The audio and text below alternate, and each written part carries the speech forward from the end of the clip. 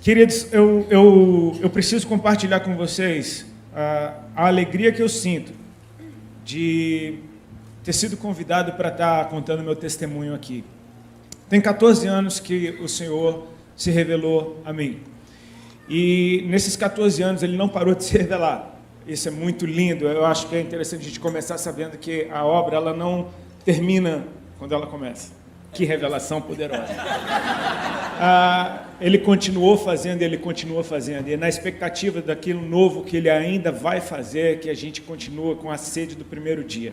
A gente está sempre esperando ver o novo da parte do Senhor. A Bíblia é a mesma, ela não vai mudar. Mas os lugares que nós entramos em Deus têm vistas diferentes para o trono. Amém? É uma ideia ilustrativa que às vezes me faz desejar muito ouvir o que os meus amigos estão vendo de Deus. Porque com certeza eles estão em lugares que talvez eu nunca tenha colocado os meus pés. Eu quero saber como é que é a vista do mesmo Deus, daquele lugar onde meu irmão se encontra.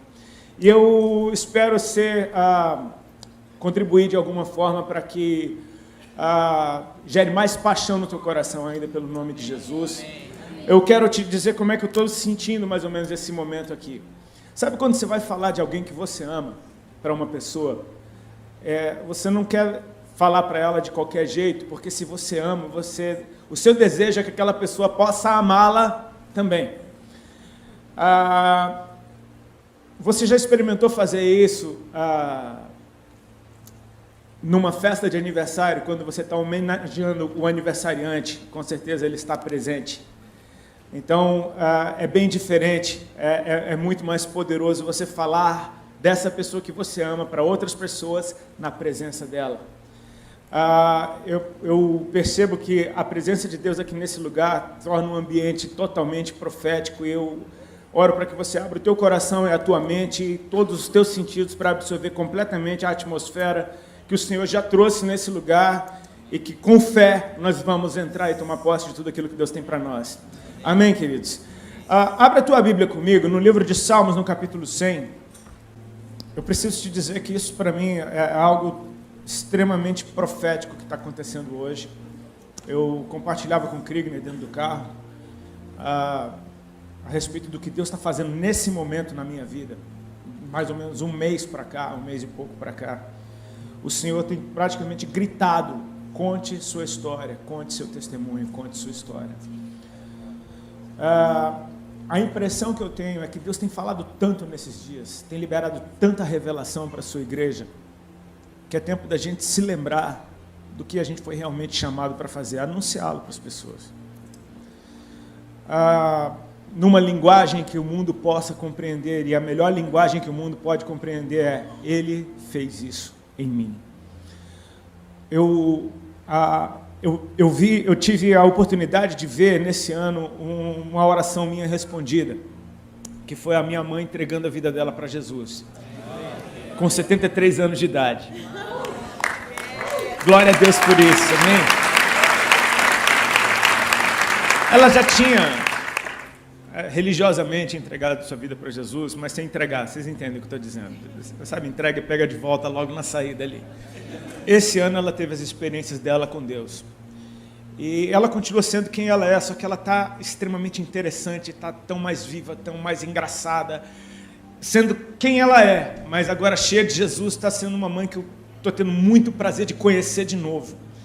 E eu estava ministrando em Brasília, logo após a conferência Dunamis, onde o Todd White esteve aqui ministrando, e é um dos evangelistas mais loucos que eu já vi na minha vida. Eu acho que ele é o mais normal que existe, né? No final das contas, aquilo deveria ser o normal. Eu fui para Brasília ministrar, e lá eu ministrei, e minha mãe, assim, ela é mãe. Ela é super, ultra, mega coruja. Para ela, eu sou o melhor pregador do mundo inteiro. E ao final de uma ministração, minha mãe começou: meu filho, aquela mensagem foi linda, meu Deus, como é que você fala? Meu Deus, eu nunca vi um negócio daquele. Rapaz, olha, como é que você sabe dessas coisas e não sei o que. Eu, tá, mãe, tá. E você fica com aquele negócio, ela fala isso na frente dos pastores, né? Então você fica: tá, mãe, tá. Aí ela diz: mas olhe. Aí ela botou aquele dedo de mãe na minha cara e falou: você tem que contar a sua história. Você não deixe de contar a sua história. E a sensação que eu tive na hora que ela falou isso é a mesma sensação que eu tenho quando muitas vezes a minha esposa está falando, e eu estou falando, tá, tudo bem, tá, e de repente Deus começa a falar através do que ela está me dizendo, e rola alguma coisa dentro do meu coração, tipo assim, para e ouve, porque eu estou falando contigo. E aí eu no meio daquele, tudo bem, ele falou.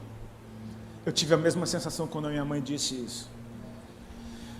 E eu estou correndo de um lado para o outro e Deus só está falando a respeito, conte sua história, conte seu testemunho, conte sua história, conte seu testemunho. Ontem eu ministrei em Fortaleza e eu praticamente só tive que ler o texto do filho pródigo e teve muita salvação, porque tem uma atmosfera a respeito de evangelismo poderosa. Então, assim, eu estou muito feliz, Theo, com esse convite de poder estar aqui compartilhando com vocês essa história.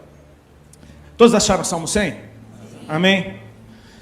Olha o que a palavra de Deus diz. Celebrai com júbilo ao Senhor todas as terras.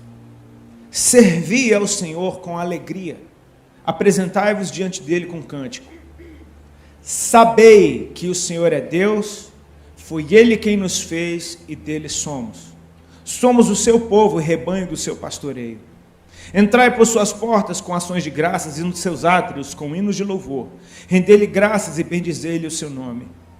Por quê? Repete comigo, por quê? Por quê? Se pergunte, por quê? Por quê? Pergunte para quem está do seu lado, por quê? Para o outro lado, por quê? Pergunte aos céus, por quê? Porque o Senhor é bom.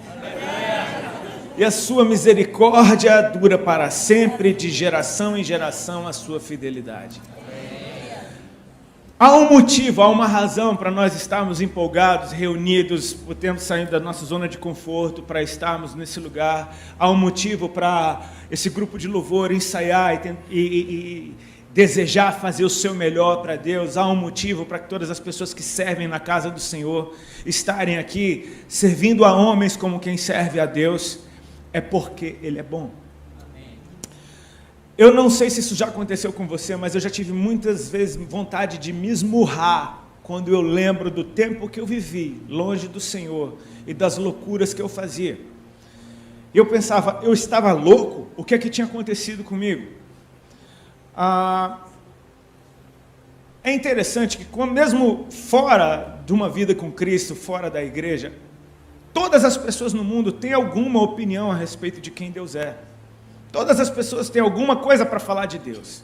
Ainda que eles não saibam nada de Deus, eles dizem, Deus para mim é... E então vem aquela definição mais louca do mundo. Eu já vi gente dizendo que Deus é a energia, que Deus é o sol. Meu Deus. Que Deus é o amor. Deus é amor. Legal, essa daí chegou... Tá num bom caminho. Mas é interessante quando você vê gente dizendo que Deus é mau. Que se Deus existe, por que houveram aqueles atentados na França? Se Deus existe, por que tem crianças passando fome? Se Deus existe, por que aquelas barragens em Minas Gerais romperam?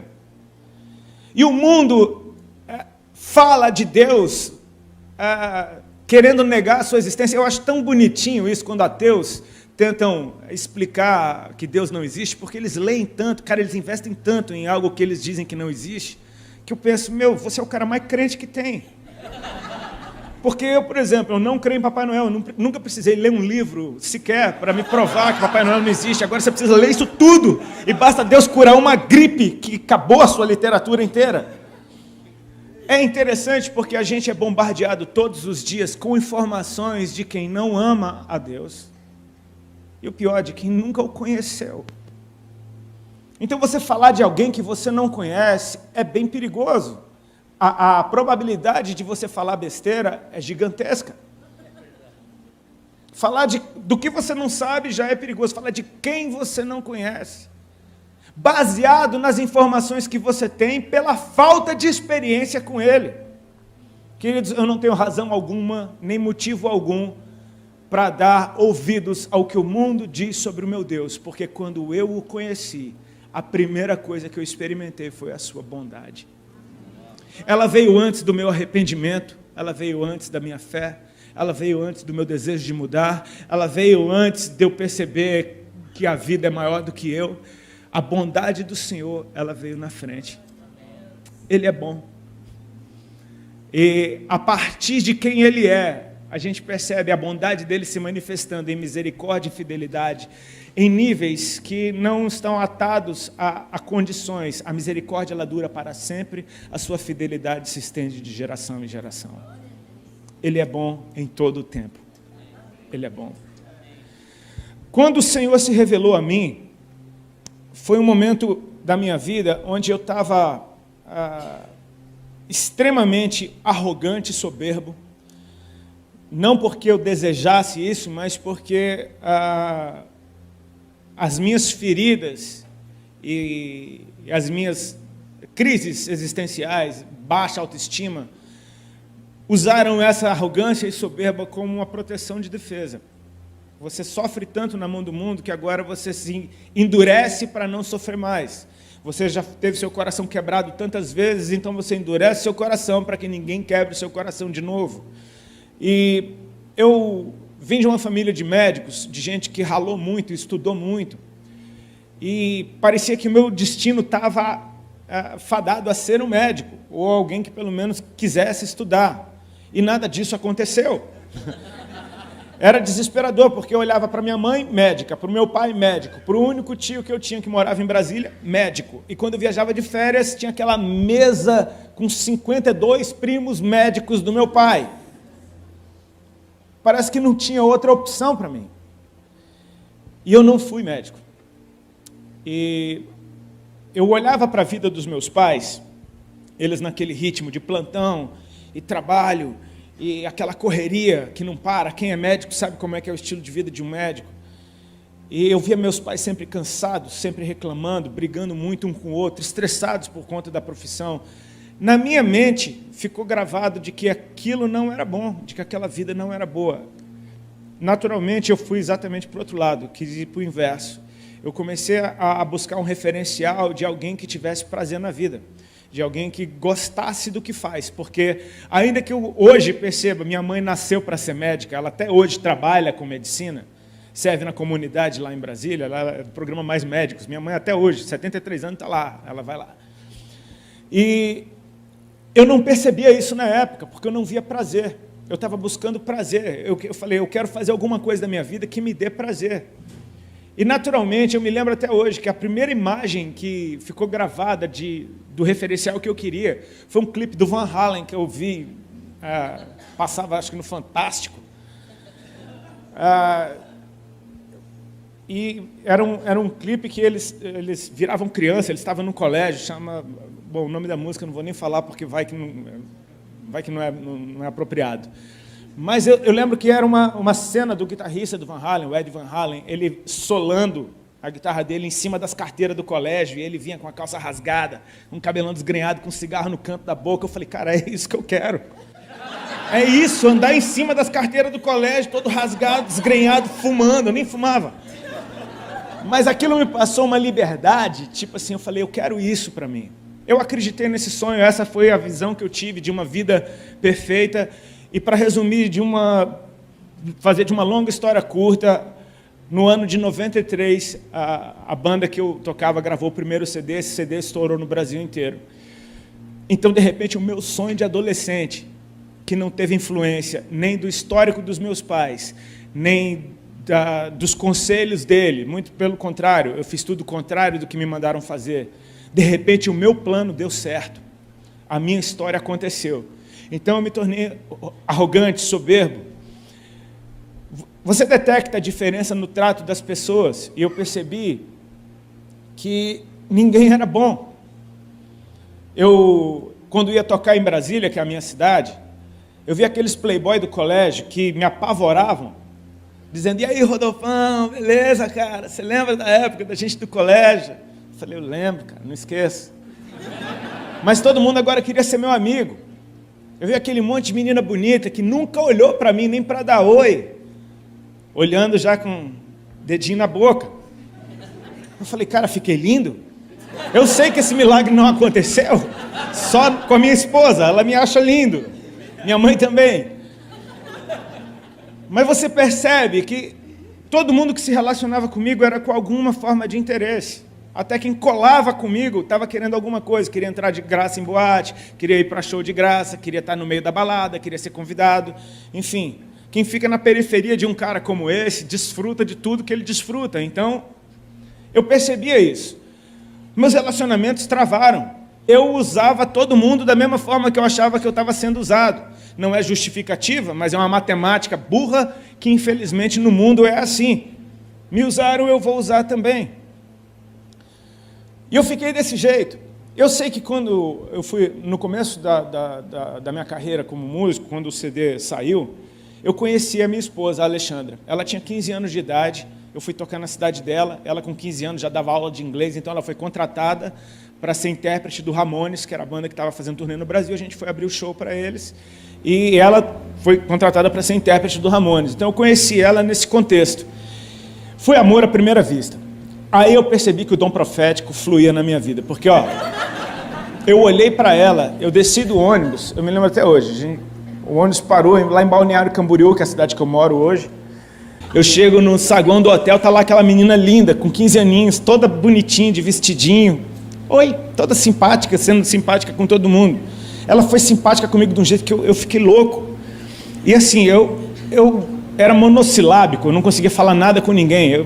Minhas cantadas eram as piores do mundo, eu desistia, não tinha uma cantada que prestasse, nunca colou. E doidão ainda, então era só... E eu pensei, cara, eu tenho que falar alguma coisa para ela, porque assim, eu pensei, cara, tá cheio de gringo aqui, os caras do Ramones, os caras do Sepultura. Era uma turnê louca, Ramones, Sepultura, Ramones não tinha nada a ver, mas tudo bem. E eu falei, eu tenho que falar alguma coisa para ela. E eu ficava meio que olhando para ela com aquela cara de louco, e ela olhando, oi. E eu pensando, fala alguma coisa. Eu falei, cara, você é linda. Falei para ela assim, eu tô apaixonado por você, cara. Eu te amo. Com essas palavras, nessa sequência. Eu vou me casar com você. Eu falei, você não acredita, mas você vai ver só. Cara, tudo aconteceu. Tudo aconteceu. Não tente isso em casa, amém, funcionou comigo. Ela é linda, eu sou apaixonado todo dia, eu amo ela e casei com ela e ela viu. Pronto. O que eu falei aconteceu. Ela não me deu muita bola, ela achou que eu era louco. Ela falou que cantava horrível, que eu era louco. Mas eram vários dias de ali juntos, e a gente foi ficando amiguinho, e eu achei lindo que ela não me dava mole. Falei, cara, ela tá fazendo jogo duro. Ela é diferente, cara. Ela é diferente. Sabe o que ela passou? Que ela tinha valor. Que, tipo assim, tá pensando o quê? Mas ela ficou minha amiga. Ela me deu alguma liberdade de sentar perto dela, de conversar com ela o tempo inteiro. Foi super simpática, dizendo não. Eu me apaixonei. Fiquei louco. Falei, cara, com essa eu caso, de verdade. No ano de 2000, fui tocar de novo em Balneário Camboriú. Nesse tempo, a gente se reencontrou algumas vezes, esporádico, umas 5, 6 vezes a gente se reencontrou na vida. E eu vi a Alexandra crescendo. Eu vi ela ficando uma mulher, eu vi ela, enfim, descambando para um lado bagunçado. E em 2000 reencontrei a Ali. Eu fui tocar na cidade dela, fiquei no mesmo hotel que a gente se conheceu e ela apareceu lá. E quando eu vi a Ali, ela estava completamente diferente da Ali que eu conhecia. Ela já não era mais uma menininha de 15 anos pura. Ela estava muito louca. O cabelo todo coloridaço, com a alergia que descia na testa, assim, de tanta droga que ela usava. Estava linda, mas com aquela alergia. Aquela alergia era meio exótica. Uma alergia exótica. Ela era da rave. O amor que a gente sentia um pelo outro estava ali ainda.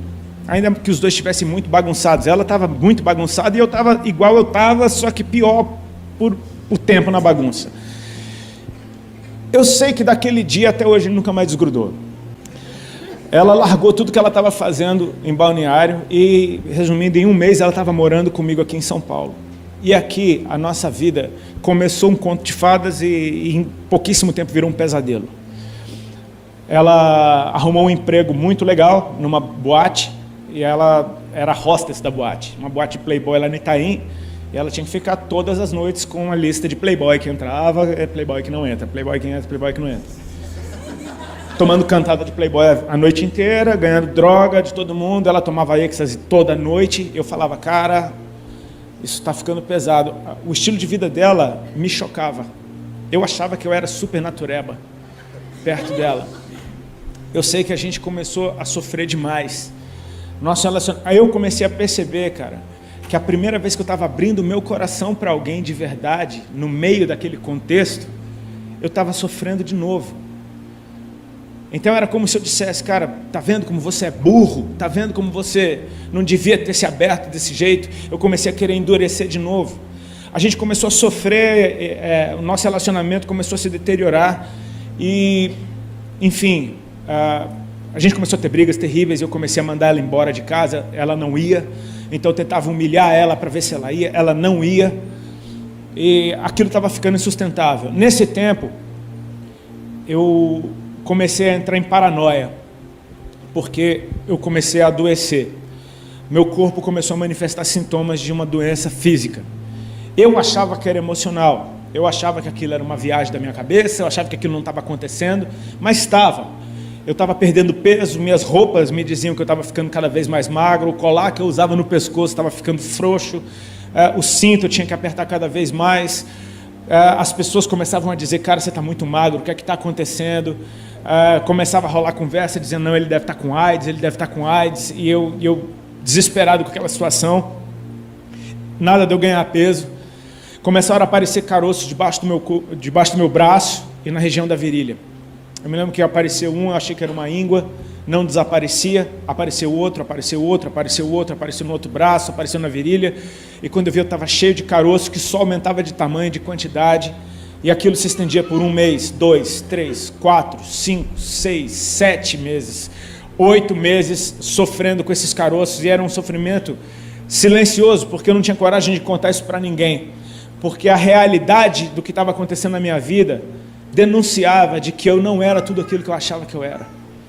Aquela verdade estava me confrontando e estava dizendo, cara, você não é o super-homem, você é frágil. E eu estava me sentindo extremamente fragilizado no meu corpo, na minha alma, porque meus sentimentos estavam arrebentados naquele momento, ou seja, eu me tornei uma pessoa extremamente amarga. E foi aí que Jesus começou a colocar o plano dele em prática.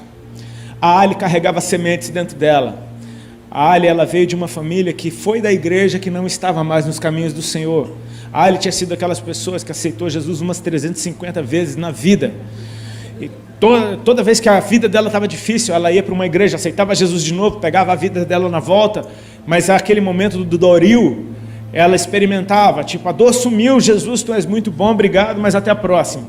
Ela nunca tinha tido um compromisso com o Senhor, mas ela tinha sido exposta inúmeras vezes ao amor de Deus, ao ponto dela sempre voltar para Ele. E isso é muito lindo a respeito do nosso Senhor. A misericórdia dEle, ela dura para sempre, cara. Ele nos perdoa constantemente. Ela não tinha ainda a revelação de quem Ele era.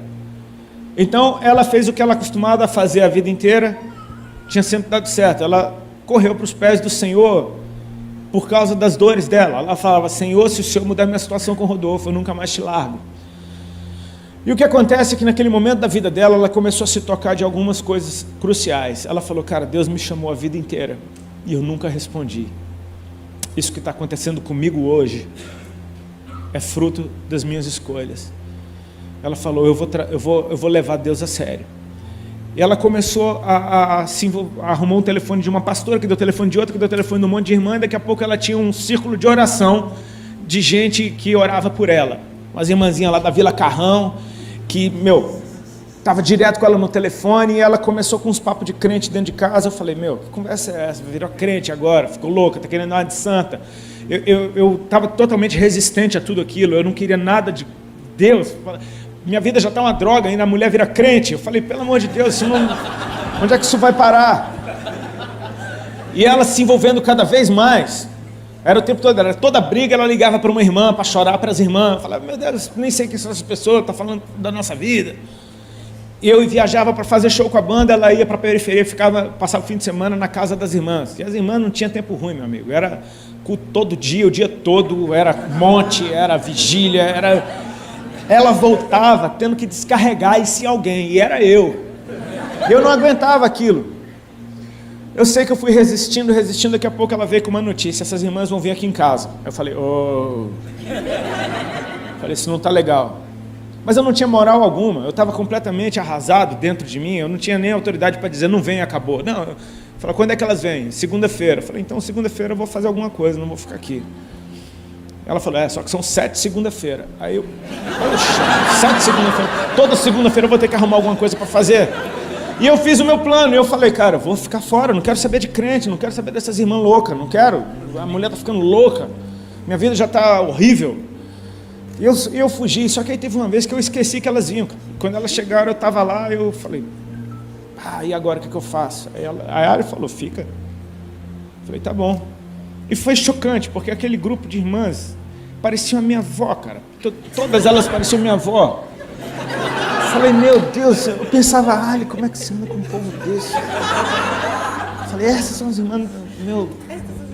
Chegaram lá, tudo simplesinho, daqui a pouco começaram a orar, e elas, ultra, mega, hiper pentecostais, cara, elas deram lugar rapidinho ao Senhor. E daquele jeito delas, né? Pulando num pé só, rodando, correndo pela casa, karatê, dando espadada. Elas não se intimidaram nem um pouco com a minha presença e com estar na minha casa. Eu era um intruso naquele lugar. E eu me senti assim, eu me lembro que eu me senti extremamente intimidado. Quando a primeira começou a orar em línguas, que ela eu lembro dela dar uma sapateada no chão, já desatou a língua estranha, daqui a pouco todas pegaram, e daqui a pouco o que está acontecendo? Eu fui encostei na parede, eu fiquei com os olhos arregalados, coração desesperado, vendo aquelas mulheres correndo pela casa. Eu falei, cara, ficou tudo louco isso aqui. E daqui, cara, Deus tem o jeito dele. Daqui a pouco lá vem ela fez a tangente no sofá, eu lembro até hoje da curva que ela fez no sofá. Ela veio com o dedo já, tacou o dedão na minha cara e falou, o irmão, a voz dela já estava assim, o irmão já aceitou Jesus? Cara, foi tipo Capitão Nascimento. Falei, já? Já? E a Ali estava do lado, a Ali falou, quando? Eu falei, não. Eu estava enquadrado, eu falei, cara, eu estava com medo, era muito medo. Hoje é engraçado, mas na hora não foi. A irmã entendeu, ela falou, você quer aceitar Jesus, filho? Eu falei, quero. Eu estava completamente intimidado. E ela falou, então faz uma oração comigo. E tudo que ela falou naquela oração eu repeti. Elas deram glória a Deus, elas disseram que eu estava salvo. Elas disseram que Jesus tinha me perdoado e que Ele agora era o meu Deus e que eu era um filho dele. Eu falei, Elas oraram e foram embora. Ficou eu e a Ali naquela sala. Eu falei, que é isso? Que povo é esse que você está andando? Explica agora esse negócio. Aquelas músicas que elas cantaram, que blá blá blá blá blá blá, é aquele lá. Falei, tá louco, pelo amor de Deus. Assim, enrolei uma bomba, fumei. Falei, não tô aguentando, doido pra fumar. Passou uma semana. Não foi bem uma semana. No meio daquela semana, uma delas ligou lá em casa. E eu atendi o telefone. Ela falou, oi, irmã Sandra. Eu falei, peraí que eu vou chamar a Alexandra. Ela falou, não é com você que eu quero falar. Eu falei, Ela falou, irmã Sandra. Eu falei, amém. Aí ela disse, você lembra de mim? Eu falei, lembro. Não lembrava nada, tinha 5.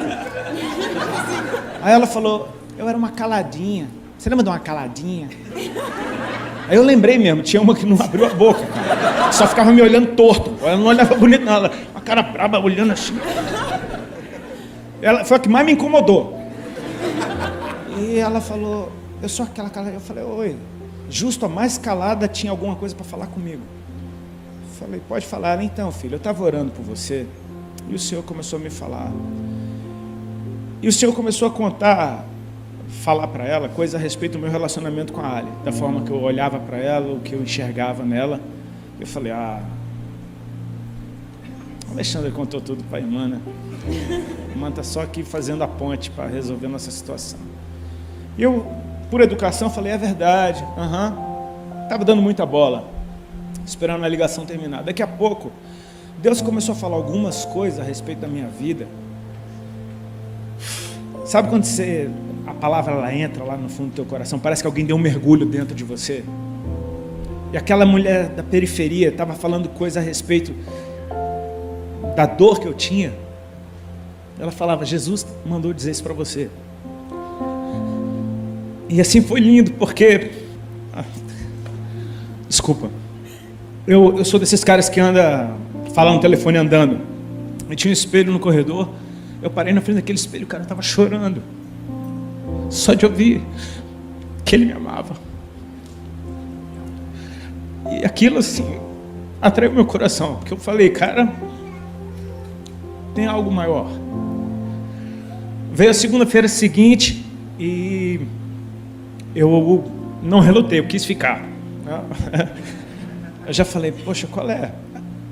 Sabe a curiosidade, o Senhor ele toca a gente com a curiosidade. Ele não mostra tudo e Ele nunca vai mostrar tudo. Isso é lindo a respeito dele. Ele vai manter a gente buscando sempre. Eu queria saber, como assim? Vieram aquelas irmãs, fizeram aquela gritaria na sala, correram, pularam, gritaram. Eu já não fiquei com medo, eu já estava acostumado. Parei, fiquei fingindo que eu estava orando, só mexendo a boca.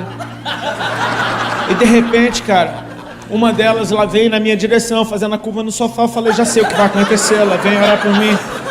Isso é interessante a gente saber como a gente se torna religioso rápido. A gente já sabe tudo que vai acontecer.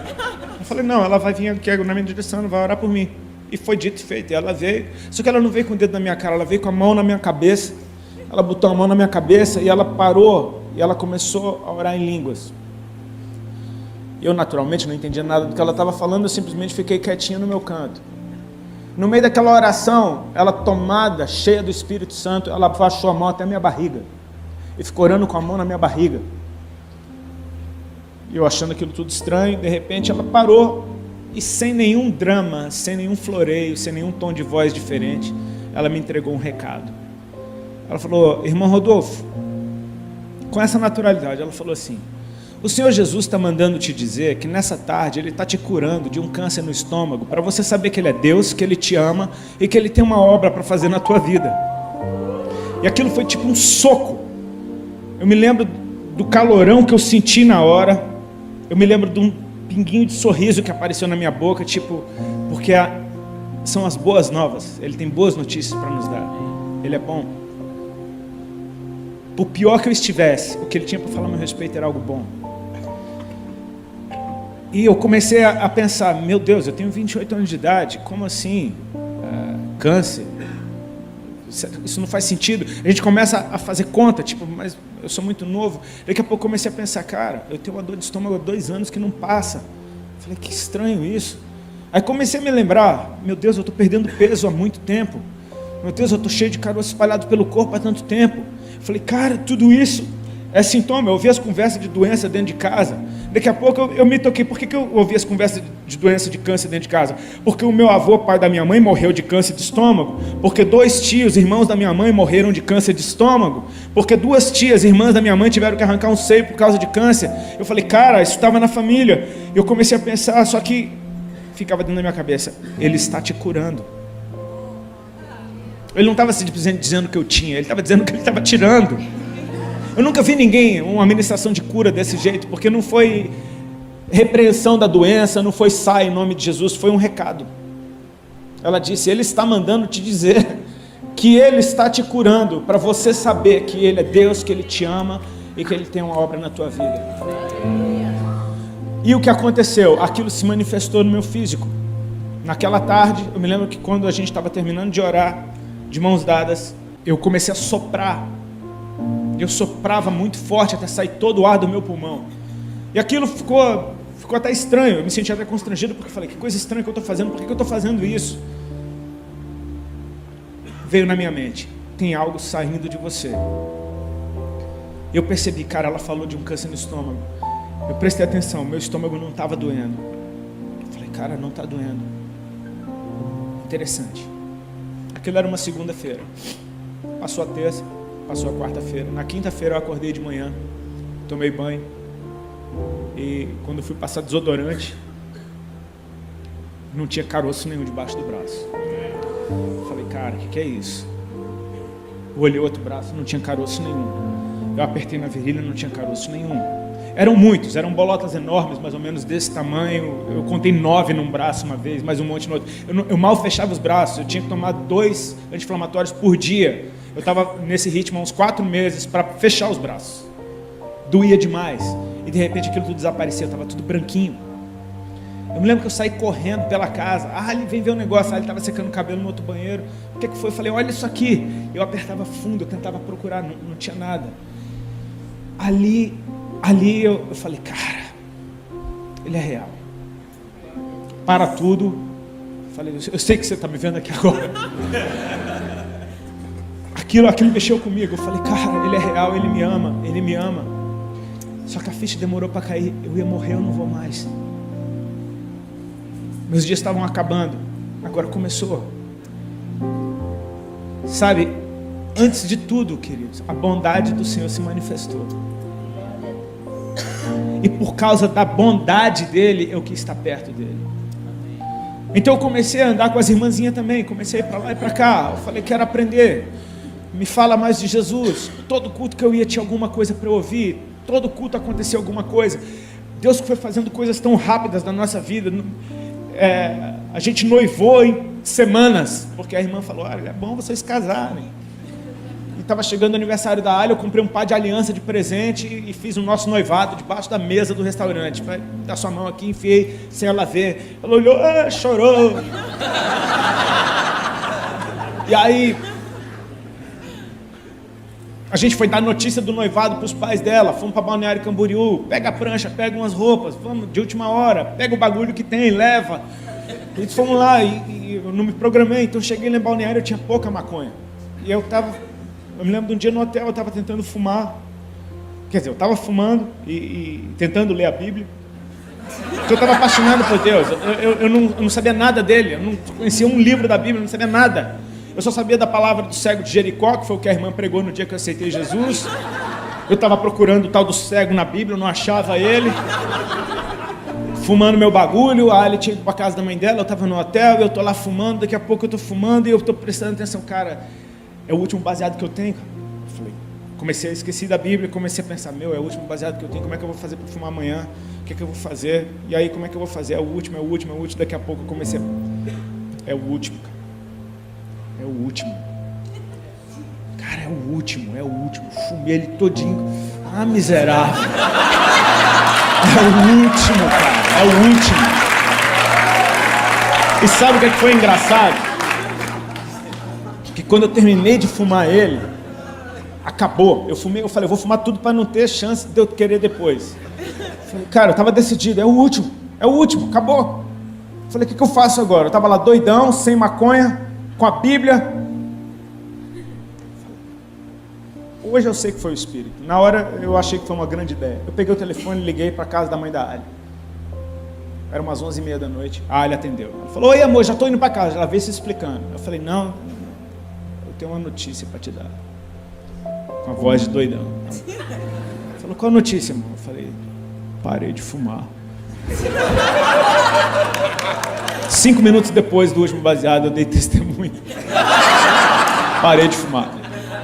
Ela fez alguns segundos de silêncio e disse, amém. Porque eu acho que ela não queria parar de fumar. E eu nunca mais botei um baseado na boca. Deixa eu te falar. É a bondade do Senhor. É a bondade do Senhor. Ele foi muito bom comigo. Ele começou a me atrair e eu comecei a ter tanto prazer nos momentos que eu estava perto dele. Que eu ia naquelas igrejinhas da periferia, eu não sabia nada de nada, então eu ia a todas as igrejas ao mesmo tempo. E Deus, com muita misericórdia, usava as pessoas. Em todo canto que eu ia, eu recebia amor, eu ouvia palavra, tinha algum profeta, eis que te digo. Era intenso o negócio, era uma coisa que não parava. E a gente ia ficando bobo. Eu me lembro de uma vez, eu saindo de um culto na casa de um irmão, que era numa favela, e eu todo chorado, ainda no culto. E aí eu cheguei no carro, acendi um cigarro, e eu tô chorando, eu falando, cara, cigarro não tem mais nada a ver. Daqui a pouco eu comecei a querer parar de fumar cigarro. Quando você vê, as coisas foram caminhando simplesmente por exposição à presença dele. O Espírito convence. Ele foi me convencendo, tipo, isso aqui não é legal. Não é que tipo, eu não posso fumar porque senão eu vou pro inferno. Não, é tipo assim, poxa, ele é tão bom, por que eu ainda estou preso nisso? Eu comecei a olhar para ele, e você percebe, conhece a verdade, cara. Ela te liberta. Eu comecei a ir atrás dele, eu comecei a buscá-lo, comecei a querer conhecê-lo.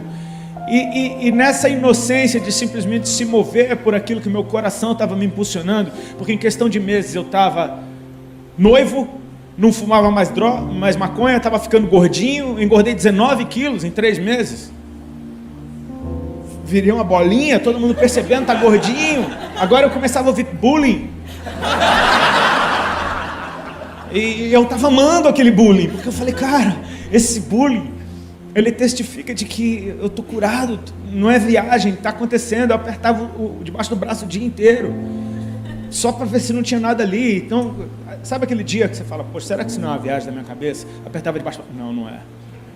O Chechel até brincou uma vez, né, meu batera, ele é cheio de tiradinha, ele não pode ouvir uma tiradinha dessa, uma oportunidade. Eu estava uma vez contando um testemunho, e ele ouvindo, eu estava falando que, eu falei, irmãos, tinha vezes que o meu sovaco pregava para mim, porque era só apertar debaixo do braço que eu me lembrava que Jesus era real. Aí eu vi o Chechel caindo na risada. Esse cara tá rindo. Daqui a pouco ele chegou, Rodi, sabe como é o nome do teu sovaco, cara? Falei, qual? Aí ele, é Axilas Malafaia.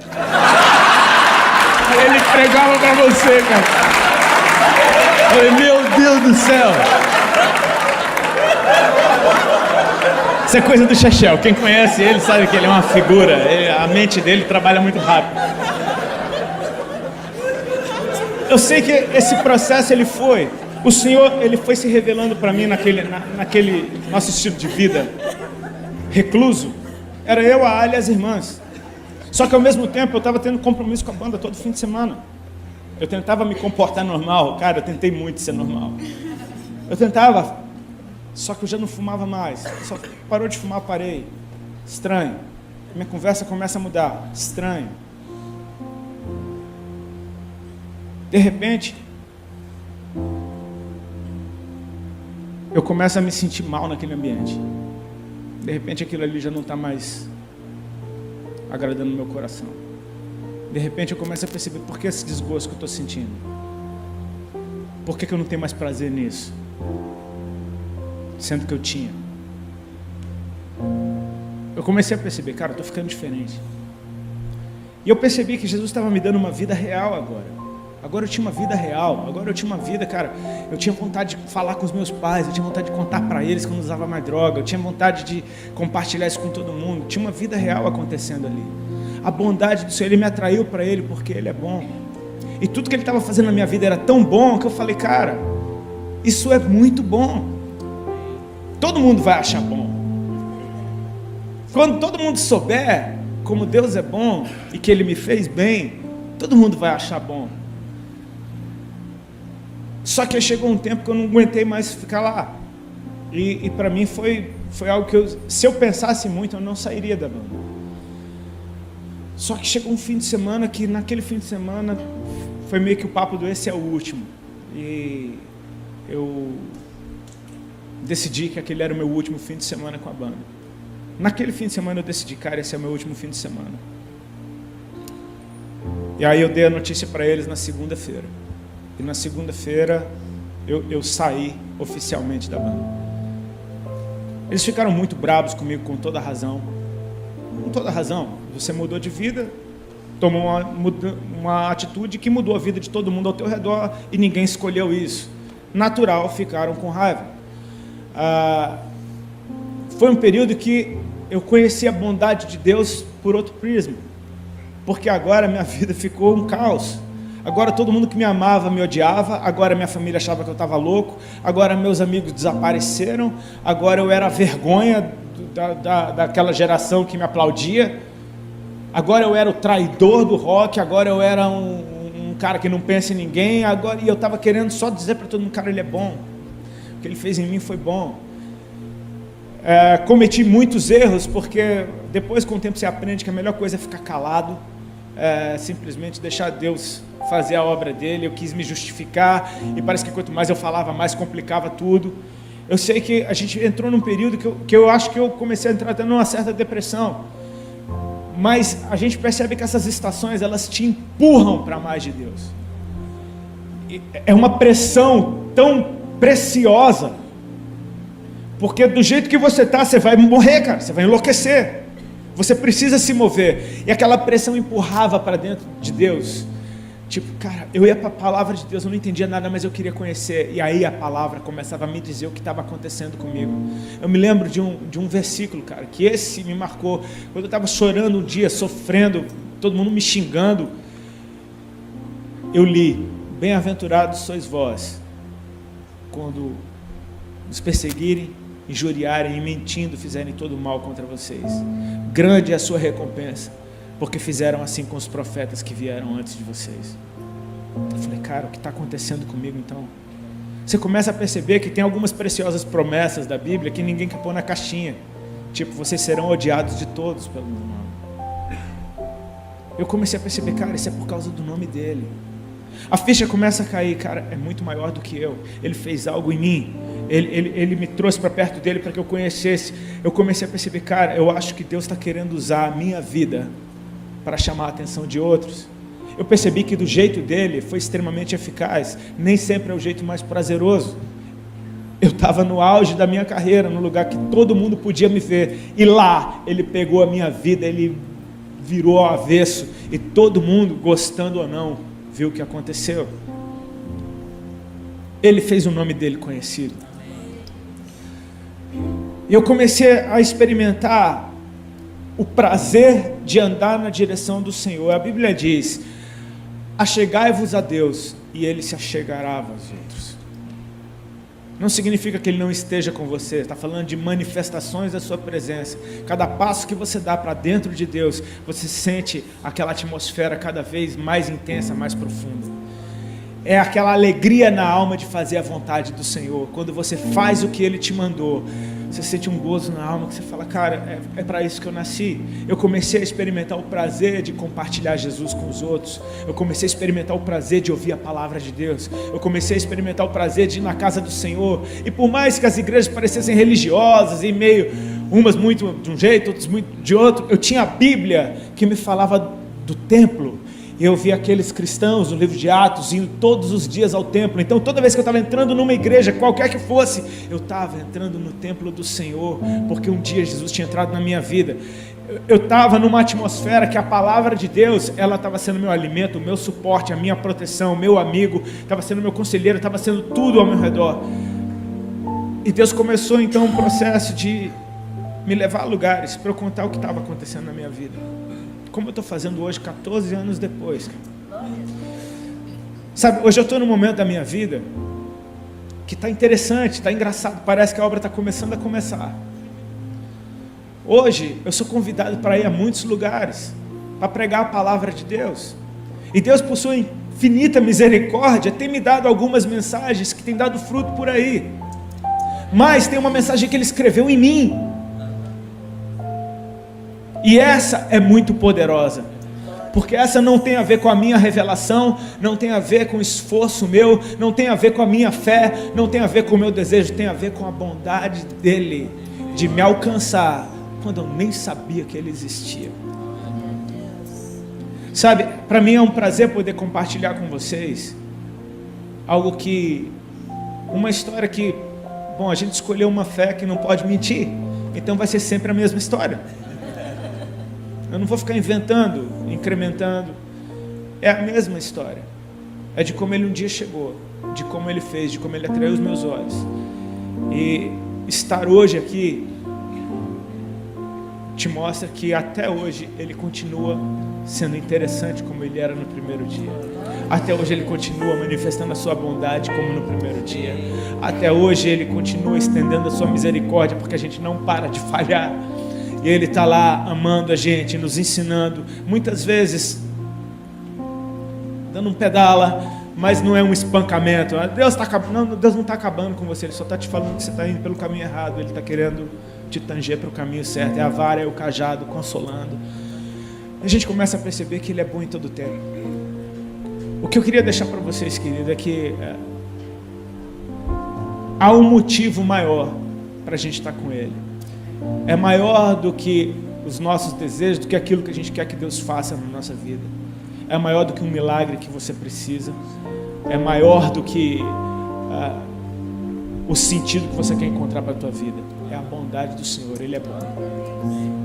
Ele é bom.